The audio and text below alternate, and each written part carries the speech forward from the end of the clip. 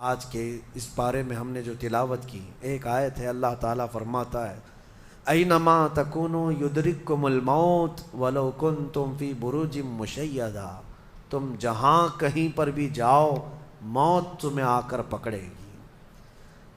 بروج مشیدہ کا مطلب ہوتا ہے بہت ہی پکے محل میں بھی اگر تم بیٹھ جاؤ، بہت مضبوط محل میں تم بیٹھ جاؤ، موت آنا ہے وہاں پر بھی آئے گی۔ ہم نے دیکھا ہے بڑے بڑے محلات میں رہنے والے بھی، اور جنہوں نے آسمان چھوتی ہوئی عمارتیں بنائی وہ بھی موت کے ہتھے چڑھی گئے۔ موت تو آنا ہے۔ آج ہمارا حال یہ ہوتا ہے کہ دنیا میں اس قدر مصروف ہو جاتے ہیں کہ موت کو بھول جاتے ہیں۔ تمہیں پتہ بھی ہے کہ اچانک آنے والی یہ موت بالکل مہلت نہیں دیتی، بالکل مہلت نہیں دیتی۔ آپ اگر آس پاس میں اپنی نظریں ڈالیں تو آپ کے دوستوں میں کئی جا چکے ہوں گے، جن کی عمر زیادہ نہیں تھی وہ جا چکے۔ موت کے لیے عمر کوئی متعین نہیں ہے کہ بڑھاپے میں آئے گی یا بیماری سے آئے گی۔ اچھے لوگوں کو بھی موت آ جاتی ہے، چلتے پھرتے لوگوں کا جنازہ آ جاتا ہے۔ کسی کے لیے بھی کوئی وقت معین نہیں۔ اور قرآن میں اللہ تعالیٰ یہ فرماتا ہے اگر بندہ موت سے بھاگنے کے لیے، جس کو کہتے ہیں پریکاشن لینا، کہیں جا کر کے محفوظ مقام پر چھپنے کی کوشش کرتا ہے، وہ آئے گی موت۔ بزرگوں نے ایک حکایت لکھی ہے کہ ایک بادشاہ کو نجومیوں نے بتایا تھا کہ فلاں دن تمہاری موت آنے والی ہے۔ نجومی ستاروں کا علم جاننے والے اٹکل پچھو سے کچھ نہ کچھ تو بتا دیتے تھے۔ تو اس بادشاہ کو نجومیوں نے جب دن بتایا، اس دن اس نے کیا کیا، ایک ایسا حجرہ، ایک کمرہ بنایا جس میں کوئی چیز آ ہی نہیں سکتی، کوئی چیز نہیں، صرف اس نے ایک سوراخ رکھا ہوا کے لیے، اور اس میں سے مچھر بھی نہ آ سکے، مکھی بھی نہ آ سکے۔ اس حجرے کے اندر وہ چلا گیا۔ وہ پورا دن اس کو تھا کہ میں موت کو چکما دے دوں گا۔ اور نجومیوں نے یہ بتایا تھا کہ بچھو کے ڈنک مارنے سے تمہاری موت آئے گی۔ اس نے کہا بس مجھے بچھو سے بچنا ہے، بچھو نہ آنے پائے ایسا میں پورا انتظام کر لوں گا۔ اس نے پورا ایک راؤنڈ شیپ کا کمرہ بنایا اور اس میں اندر بند ہو گیا، لیکن اس کی ایک کمزوری یہ تھی کہ اس کا گھوڑا تھا، بہت بے حد اس کو عزیز تھا، وہ گھوڑے کو چھوڑ کر کبھی رہتا نہیں تھا۔ اس نے کہا مجھے اور میرے گھوڑے کو بند کر دو، آج موت کا دن ہے، اگر آج کے دن میں نے موت کو چکما دے دیا تو پھر ہمیشہ کی زندگی ہے، ٹائم اگر ٹل گیا تو پھر موت نہیں آئے گی۔ تو وہ اس نیت سے وہ روم کے اندر بند ہو گیا اور لوگوں سے کہا کہ کوئی مجھے نہ دروازہ کھولے اور نہ کسی کے لیے دروازہ کھولے، پورا دن گزرنے دو۔ دن گزرتا رہا، شام کا وقت قریب آیا، اس کے ساتھ تھا اس کا گھوڑا اور وہ کوئی نہیں۔ اتفاق دیکھیں، اللہ رب العزت کی طرف سے جو سبب بننا ہے وہ بنے گا۔ اس کے گھوڑے کو بہت تیز چھینک آئی اور اس کی چھینک سے اس کی ناک سے بچھو نکلا اور اس بادشاہ کو ڈنک مارا اور وہیں اس کی موت ہو گئی۔ اینما تکونوا یدرککم الموت، اللہ نے فرمایا تم جہاں کہیں رہو موت آ کر پکڑ لے گی۔ ہمارے علاقے میں ایک ڈاکٹر تھے، وہ کارڈیالوجی تھے، ہارٹ کے اسپیشلسٹ تھے، اور ان کے ہاتھ میں بہت سارے ڈاکٹرز پریکٹس کر کر کے بڑے ماہر بنے، ہارٹ کے اسپیشل ڈاکٹر۔ اور یہ اخبار میں بھی بات آئی تھی۔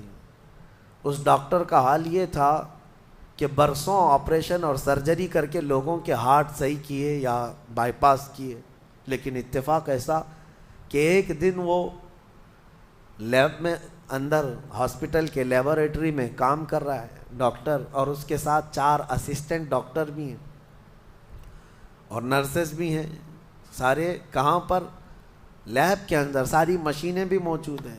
اس ڈاکٹر کو وہیں پر ہارٹ اٹیک آیا، جو ہارٹ کا خود اسپیشلسٹ ہے، اور دوسرے ڈاکٹرز وہاں پر موجود بھی ہیں۔ انہوں نے اٹھایا، اسٹریچر پر ڈالا، آئی سی یو میں ہی تھے، لیب کے اندر موجود تھے، لیکن وہ چند منٹوں کے اندر ڈاکٹر کی موت ہو گئی۔ نہ کوئی ڈاکٹر بچا سکا، نہ اس کو دوا دی جا سکی۔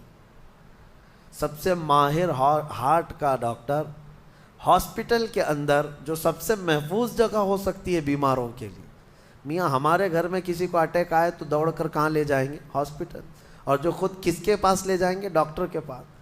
جو خود ڈاکٹر ہے اور خود ہاسپٹل میں بیٹھا ہوا ہے، اس کو ہی اگر آ جائے، اور قریب میں ڈاکٹرز بھی موجود ہیں لیکن بچا نہ سکے، یہ رب ذوالجلال کا فرمان، جب وعدہ مکمل ہو جائے تو پھر کوئی طاقت تمہیں موت سے روک نہیں سکتی. آپ کو پتہ ہے ایک بہت بڑا شخص ہے دنیا کا جو کئی حکومتیں بدل دیا کرتا تھا، جس کا نام غالباً لیکن ہے، سیمسنگ کمپنی کا. جس سے کوئی تعلق ہوگا آپ سرچ کریں تو پتہ چلے. کوریا کا رہنے والا، اور اس کی وجہ سے حکومتیں بدل دی جاتی تھیں. اس قدر مالدار آدمی، اس کی مرضی کے بغیر تو کوئی حکومت نہیں قائم ہوتی تھی. اتفاق ایسا ہی غالباً 2012 یا 11 کے آس پاس کی بات ہے جہاں تک میرے علم میں چیز آئی. ایسی ایک بیماری میں مبتلا ہو گیا کہ کوما میں چلا گیا، اور اس کا بیٹا تھا ارب پتی نہیں بلکہ اس سے بھی زیادہ، کئی ہزار کروڑ کا مالک. پوری دنیا بھر کے ڈاکٹرز کو بلایا گیا اس کو بستر سے اٹھانے کے لیے، لیکن کوئی ڈاکٹر نہیں اٹھا سکا. کروڑوں کی فیس لی ڈاکٹرز نے، ہر طرح کا علاج کیا. 4 سال تک وہ بستر پر لگا رہا، اس پر نہ جانے کتنی دولت خرچ ہوئی. اخیر میں ڈاکٹروں نے کہا، اربوں روپیے اس کے بستر سے اٹھانے کے لیے جنہوں نے خرچ کیا تھا، بیٹے نے خرچ کیا تھا، ڈاکٹروں نے اخیر میں ہاتھ اٹھا کر کہا اب تیرے باپ کو کوئی نہیں کھڑا کر سکتا، اس کی موت آ چکی ہے، موت ہو گئی. میں یہ کہنا چاہتا ہوں اللہ نے فرمایا تم مضبوط سے مضبوط محل کے اندر کیوں نہ ہو، موت آئے گی. مجھے بتاؤ جس کے پاس دنیا کا اتنا مال پڑا ہوا ہو وہ کیوں نہیں خرید سکا کوئی ایسی دوا جو اس کو بستر سے کھڑا کر سکے؟ یاد رکھیں میرے عزیزو، دنیا کی ساری چیزیں اسی کی طرح دھری کی دھری رہ جائیں گی. جس وقت ہمارا بلاوا آ جائے تم قریب میں لوگوں کو دیکھتے رہ جاؤ گے اور آنکھیں تمہاری کھلی رہ جائیں گی. اسی لیے میرے آقا صلی اللہ علیہ وسلم خود فرماتے ہیں میں ایک سجدے میں جاتا ہوں تو مجھے اس بات کا یقین نہیں ہوتا کہ دوسرے سجدے تک میں زندہ رہوں گا. یہ سید الانبیاء فرما رہے ہیں، رسول رحمت فرما رہے ہیں. اور جس طرح سے آج ہم اپنی موت کو بھول بیٹھے ہیں، گناہوں کی کثرت ہو جاتی ہے، نفس غالب آ جاتا ہے، عیاشیاں شروع ہو جاتی ہیں. موت کا خوف ایسا ہے کہ خود میرے آقا نے فرمایا سب سے بہترین نصیحت کرنے والا تمہاری زندگی میں اگر کوئی ہے تو وہ موت ہے. لوگوں کے جنازے دیکھو اور ان کی بے بسی دیکھو، ان کی مجبوری دیکھو، اور اس کے بعد تم بھی محسوس کرو کہ تمہارے ساتھ بھی یہی کیفیت ہوگی. وہ چھوٹی سی قبر، وہ چھوٹی سی ایک ایسی قبر جس میں نہ چٹائی، نہ تکیا، نہ اوڑھنا، نہ بچھونا، اور ہاتھ چوڑے کرو تو قبر کی دیواریں لگنے لگ جائے، ہاتھ اٹھاؤ تو اوپر کی تختیاں لگنے لگ جائیں. ممبئی والوں کو تو اور بھی چھوٹی قبر ملتی ہے، یہاں تو اتنی چھوٹی ہے کہ ٹیمپرری کھودی جاتی ہے کہ 6 مہینے بعد پھر نکال دینا ہے. میرے عزیزوں، اس ایک چھوٹی سی قبر کے اندر تمہیں برسوں بتانا ہے، برسوں بتانا ہے. اس جسم کے ساتھ وہیں سونا ہے. کبھی میں سوچتا ہوں ہماری آنکھیں اگر بند ہو جائیں اور ہمیں پتہ چلے کہ باہر فلاں فلاں چیزیں ہو رہی ہیں اور ہم کھولنا چاہیں نہیں کھلتی تو بے چینی ہونے لگ جاتی ہے، گھبراہٹ سی ہونے لگتی ہے. قبر میں یہی حال ہوگا کہ تمہارے اطراف ہونے والے سارے معاملات تمہیں پتہ ہوں گے، حتیٰ کہ حضور فرماتے ہیں قبرستان میں چلنے والے کے پیروں کی آواز تک تم سنو گے. مردہ سنتا ہے، سلام تو دور کی بات ہے، پیروں کے چلنے کی آواز بھی سنتا ہے. اور جب سنتا ہے سارے معاملات لیکن آ نہیں سکتا باہر، کسی کو کچھ کہہ نہیں سکتا، بول نہیں سکتا. کیسی بے چینی ہوگی، وہ کیسی گھبراہٹ ہوگی. بڑے بڑے اولیاء اکرام حتیٰ کہ سیدنا عثمان ابن عفان رضی اللہ تعالیٰ عنہ، داماد رسول، امیر المومنین، خلیفہ رسول، جب رات کے وقت مصلی پر کھڑے ہوتے اور قبر کی کوئی آیت تلاوت کرتے تو اتنا روتے تھے کہ ان کا مصلی آنسوؤں سے بھیگ جاتا تھا. صبح ان کے مصلی کو نچوڑ کر سکھایا جاتا تھا. لوگ ان سے پوچھتے آپ قبر کے متعلق اتنا خوف زدہ کیوں ہو جاتے ہیں؟ مرنا تو سب کو ہے. حضرت عثمان غنی فرماتے یہ ہماری پہلی منزل ہے، اگر یہ نکل گئی تو ساری منزلیں آسان ہیں. اینما تکونوا یدرککم الموت، اللہ فرماتا ہے. اور کئی جگہ قرآن میں یہ آیتیں آئی ہیں میرے عزیزوں. جانا ہم سب کو ہے، بہت تھوڑے ہی دنوں کے بعد آخرت کے سفر کی طرف رواں دواں ہیں. اسی لیے کسی بزرگ نے سچ کہا کہ دنیا میں جتنے راستے ہیں یہ لکھا تو جاتا ہے یہ راستہ فلاں شہر جا رہا ہے، فلاں شہر جا رہا ہے، حقیقت تو یہ ہے کہ سارے راستے قبرستان جا رہے ہیں، وہیں جا کر اینڈ ہوتے ہیں. ممبئی سے پونا جا رہا ہے راستہ، پونا سے بنگلور جا رہا ہے راستہ. بورڈ تو لکھے ہوئے ہیں لیکن اہل تصوف یہ کہتے ہیں یہ تمہاری خام خیالی ہے، لیکن جس راستے پر بھی چلو گے اخیر وہ راستہ تمہیں قبرستان ہی پہنچائے گا، تمہاری زندگی وہیں جا کر اینڈ ہونے ہے. اسی لیے میرے عزیزوں ہمیں زیادہ دنیا میں اتنا پھیلانے کی ضرورت نہیں، آخرت کے سفر کی طرف تیاری بھی ہو. میں یہ نہیں کہتا کہ کمانا نہیں چاہیے، کمائیں، گھر بنائیں، رزق کا حصول، معاش کا حصول سب کے لیے ضروری ہے، لیکن ساتھ میں یہ فکر غالب رہے ہمارے ذہن میں کہ مجھے سب چھوڑ کر جانا ضروری ہے. جب تک تمہارے ذہن میں یہ بات آتی رہے گی میرا آخرت کا سفر باقی ہے، تو ہوگا یہ کہ تم دنیا تو کماتے رہو گے لیکن اپنے مولا سے غافل کبھی نہیں ہوگے، غافل کبھی نہیں. میں وہ زندگی کی بات کر رہا ہوں. آپ جاؤ فیکٹری میں جاؤ، کسی کمپنی میں جاؤ، کسی بزنس میں جاؤ، کسی جاب میں جاؤ، آپ کی دنیا ہے، آپ گھر بناؤ، لیکن ذہن میں اتنی بات رہے کہ میرا مولا مجھے ایک نہ ایک دن بلانے والا ہے. جب یہ فکر رہے گی تو آپ کی نمازیں بھی غائب نہیں ہوں گی، آپ کی آخرت کی یاد. اسی لیے میرے آقا نے فرمایا قبرستان جایا کرو. بعض لوگ یہ کہتے ہیں نا قبروں پر جانا شرک یا بدعت، خود میرے آقا صلی اللہ علیہ وسلم نے فرمایا فزورو، قبروں کی زیارت کرو. کیوں؟ فإنها تذکر الآخرہ، اس لیے کہ وہ تمہیں آخرت کی یاد دلاتی ہیں. مولا علی کرم اللہ وجہہ الکریم قبرستان جاتے. حضرت سعید ابن مسیب ایک تابعی ہیں، حضرت علی کے ساتھ قبرستان گئے تھے. حضرت علی نے زور سے سلام کیا قبر والوں کو اور پھر پوچھا ہے قبروں والوں کیا حال ہے تمہارے؟ اور اس کے بعد پھر حضرت علی روتے کھڑے ہوئے، آنسو بہنے لگے. حضرت سعید ابن مسیب کہتے ہیں مولا علی سے کیا آپ قبروں والوں سے بات کر رہے ہیں، وہ آپ کی سن رہے ہیں یا آپ سے وہ کچھ جواب دے رہے ہیں؟ حضرت علی کرم اللہ وجہہ الکریم نے فرمایا ہاں، اگر تم سنتے ان کی باتیں تو رو پڑتے. حضرت سعید پوچھتے ہیں کیا کہہ رہے ہیں قبروں والے؟ سنو میرے عزیزوں، حیدر کرار شیر خدا علی مرتضیٰ فرماتے ہیں قبروں والوں سے میں نے پوچھا کیا حال ہیں تمہارے؟ تو قبروں والوں نے کہا اے علی مت پوچھو ہمارے حال، جن بالوں کو ہم سجایا کرتے تھے ان بالوں پر تو اللہ نے بچھو چھوڑ دیے. ہمارے وہ چہرے جو غازے سے ملوث تھے، حسین تھے، ہمارے چہروں پر اب خون اور پیپ کے علاوہ کچھ نہیں رہ گیا. ہمارا وہ جسم جس کے سنوارنے کے لیے ہم دن بھر گھنٹوں لگاتے تھے، آج وہ ہماری قبروں میں کیڑوں کی غذا بنا دی گئی ہے. حضرت علی فرماتے ہیں قبروں والوں نے جب ہم سے یہ کہا تو ہم نے رو پڑا، ہمیں رونا آ گیا. یقیناً میرے عزیزوں وہ منزل آپ کی بھی ہے میری بھی ہے، ہمیں بھی جانا ہے، آپ کو بھی جانا ہے. حضرت سفیان ثوری فرماتے ہیں ایک چھوٹی سی بچی کو آپ نے ایک جنازے کے پیچھے جاتے ہوئے دیکھا روتے ہوئے. وہ لڑکی اپنے باپ کے جنازے میں جا رہی تھی، رو رہی تھی اور یہ کہہ رہی تھی اتنی بڑی مصیبت کا دن ہمارے اوپر کبھی آج تک آیا ہی نہیں تھا. حضرت سفیان ثوری نے کہا بیٹا تم پر نہیں، تمہارے باپ پر جو دن آیا وہ کبھی نہیں آیا تھا. موت کا دن، موت کا دن سب سے سخت دن ہے، سب سے سخت دن ہے. موت کس طرح سے آتی ہے پتہ ہے؟ فرمایا گیا جیسے ریشم کے کپڑے کو کانٹوں کی جھاڑی پر ڈال دو اور کپڑا کھینچو، کپڑے کے تار تار نکلتے جائیں گے. فرمایا گیا ملک الموت روح نکالنے کے لیے جب آتے ہیں تو اسی طرح سے روح نکالتے رہتے ہیں انگلیوں سے، پیروں کی، ہاتھوں کی انگلیوں سے، ناخنوں سے روح نکلتی نکلتی آتی ہے.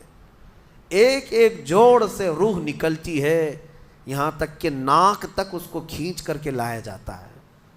اور قرآن میں اللہ فرماتا ہے تم اگر دیکھو گے کہ روح کیسی نکالی جا رہی ہے، یضربون وجوہہم وادبارہم، فرشتے آتے ہیں پیٹھ پر، پیچھے مارتے ہیں، زور زور سے مارتے ہیں اور پیشانیوں پر مارتے ہیں اور یہ کہتے ہیں اے نکل جا روح۔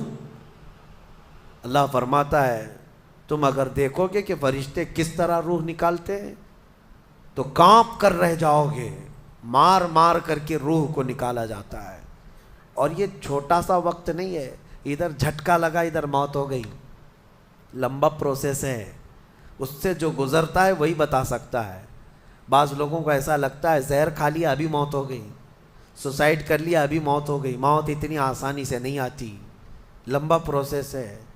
موت سے پہلے فرشتے آ جاتے ہیں، چاہے تم اچھے آدمی ہو، بیٹھے ہوئے ہو، تم کو بھی اگر موت آنی ہے تو تم پہلے فرشتوں کو دیکھنے لگ جاؤ گے، لیکن بتا نہیں سکتے کسی کو۔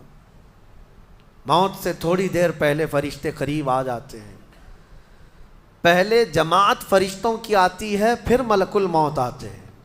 ملک الموت ان فرشتوں کے بیچ آتے ہیں۔ جیسے ہی یہ مرنے والا آدمی ملک الموت کو دیکھ لیتا ہے، پھر اس کے جسم میں کپ کپی طاری ہو جاتی ہے، اور ایسی کپ کپی طاری ہوتی ہے کہ کبھی پیشاب نکل جاتا ہے، کبھی پخانہ نکل جاتا ہے۔ اکثر دیکھنا مرنے والوں کی نجاست نکل جاتی ہے۔ ملک الموت کو وہ بہت قریب سے دیکھتا ہے، اور ان کی دو شکلیں ہیں، ایک بہت بھیانک شکل ہے، اس کو دیکھنا ہی عذاب ہے، اور ایک بہت خوبصورت شکل ہے، ان کو دیکھنا ہی رحمت ہے۔ وہ نیک بندوں کی روح نکالنے کے لیے جب جاتے ہیں تو خوبصورت شکل میں جاتے ہیں، اور جب گنہگاروں کی روح نکالنے جاتے ہیں تو بھیانک شکل میں جاتے ہیں، اور ان کو دیکھتے ہی مرنے والے کا جسم پیلا پڑ جاتا ہے، پیشانی اکھڑ جاتی، آنکھیں پھٹی رہ جاتی، اور پھر خرخرا آنے لگ جاتا ہے، یعنی خرخر کی آواز تیز ہو جاتی ہے۔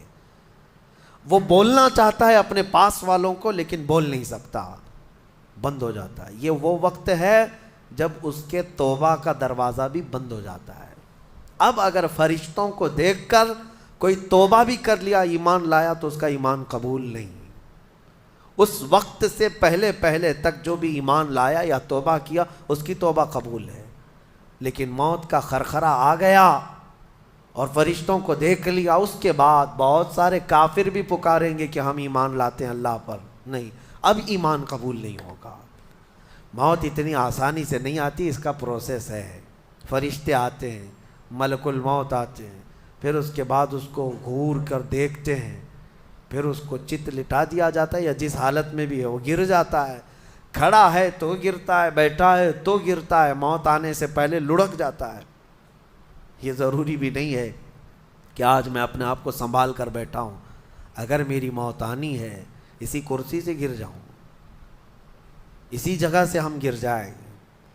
اور اس کے بعد ملک الموت روح کھینچنا شروع کرتے ہیں، پیروں کے ناخنوں سے لے کر، ہاتھوں کے ناخنوں سے لے کر، اس کے جسم کے ہر حصے سے لے کر ناک تک کھینچتے ہوئے لاتے ہیں، اور اس کے بعد جب پوری روح نکل جاتی ہے، وہ لے کر کے چلتے رہتے ہیں، اور مردہ ان کو جاتے ہوئے دیکھتا رہتا ہے۔ آنکھیں سب سے لاسٹ میں کھلی رہتی، کسی بھی مرنے والے کی آنکھیں بند نہیں رہتی، کھلی رہتی، وہ دیکھتا رہتا ہے۔ اسی لیے حدیث پاک میں ہے جب کسی کی روح نکل جائے تو سب سے پہلے تم اس کی آنکھیں بند کر دو، ہمیں بند کرنا ہوتا ہے، اور اس کے بعد منہ بھی کھلا رہ جاتا ہے، منہ اوپن رہ جاتا ہے، فرمایا گیا منہ کو دبا کر بند کر دو۔ یہ سب نشانیاں ہیں میرے عزیزوں موت کی سختیوں کی۔ آپ کو پتہ ہے جب رسول کریم صلی اللہ تعالیٰ علیہ وسلم کی وفات آئی، اللہ اکبر، نزع کا عالم اتنا سخت تھا کہ بار بار حضور اکرم صلی اللہ علیہ وسلم کو پورے پانی کے مٹکے انڈیل دیے جا رہے تھے، 3 مٹکے حضور پر انڈیل دیے گئے موت سے پہلے، اور حضور اس کے بعد تھوڑا آرام محسوس کرتے، اور پھر شدت کا بخار۔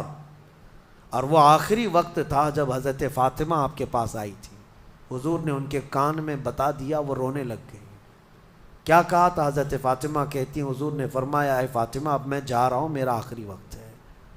پھر ایک دوسرے کان میں ان سے کہا میرے خاندان میں سے سب سے پہلے تم مجھ سے ملنے والی۔ آج یوم فاطمہ بھی ہے، سیدہ کائنات کا آج یوم وصال ہے، 4 رمضان المبارک۔ تو رسول کریم صلی اللہ تعالیٰ علیہ وسلم حضرت عائشہ صدیقہ کے سینے سے سر لگا کر لیٹے ہوئے تھے۔ حضرت عائشہ فرماتی ہیں سنو مجھے پتہ ہی نہیں تھا، حضور حضرت عائشہ سے زیادہ محبت کرتے تھے، اسی لیے آخر وقت میں حضرت عائشہ کے ہی حجرے میں رہنے لگے، باقی دوسری بیویوں کیا نہیں جاتے۔ حضرت عائشہ کہتی ہیں میں حضور اکرم صلی اللہ تعالیٰ علیہ وسلم کو کبھی مسواک دے رہی، کبھی پانی کے چھڑکاؤ کر رہی۔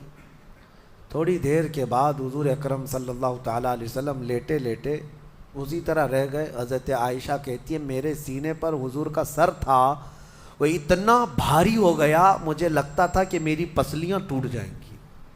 یہ حضرت عائشہ کہتی ہیں مجھے ایسا لگتا تھا کہ میری پسلیاں ٹوٹ جائیں گی۔ ہوا کیا تھا؟ حضرت عائشہ فرماتی ہیں دروازے پر جبرائیل امین آئے، روح نکلنے سے پہلے کی بات ہے۔ حضرت عائشہ فرماتی ہیں حضور کے پاس جبرائیل آخری بار آئے، وہ غمگین حالت میں آئے یا جس حالت میں ہو۔ حضرت رسول کریم صلی اللہ علیہ وسلم سے عرض کرنے لگے یا رسول اللہ دروازے پر موت کا فرشتہ کھڑا ہے، آپ کی اجازت چاہتا ہے، اگر آپ اجازت دے دیں تو وہ آئے گا اور آپ کی روح پاک کو اللہ کے حضور لے جائے گا۔ اور یا رسول اللہ آج سے پہلے اس فرشتے نے کسی سے اجازت نہیں لی اور قیامت تک کسی کی روح نکالنے کے لیے وہ اجازت لے گا بھی نہیں، یہ صرف رسول پاک کی خصوصیت تھی۔ حضور نے فرمایا آنے دو، ملک الموت آئے، اور جب حضور کی اجازت سے روح نکالی تو حضرت عائشہ کہتی ہیں اتنا بھاری ہو گیا تھا سر کہ مجھے لگتا تھا کہ میری پسلیاں ٹوٹ جائیں گی سینے کی۔ اور اس کے بعد حضرت عائشہ فرماتی ہیں میں نے حضور کے سر مبارک کو نیچے کی طرف کیا، مجھے پتہ بھی نہیں تھا کہ حضور کا انتقال ہوا، میں حضور اکرم صلی اللہ علیہ وسلم سے باتیں کرنے میں مصروف تھی۔ اسی میں حضرت ابو بکر صدیق حجرے میں آئے، پوچھا عائشہ کیا حال ہے حضور کا؟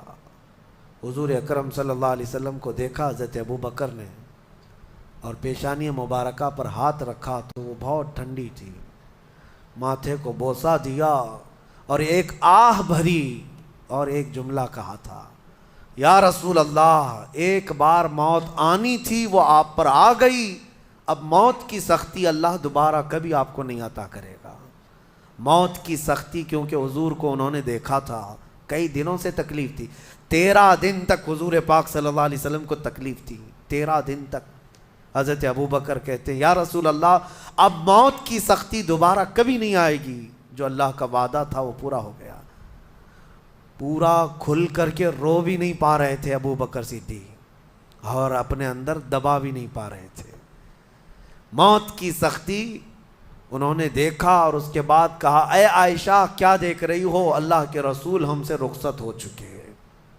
پھر انہوں نے آ کر مسجد میں اعلان کیا اے لوگو اللہ کے نبی کا انتقال ہو چکا۔ اب مجھے یہاں یہ بتانا ہے اگر موت سے کوئی بچ سکتا تھا تو سب سے پہلا نمبر تو رسول اللہ کا ہونا چاہیے تھا، کیونکہ اللہ کے سب سے محبوب نبی وہی ہیں۔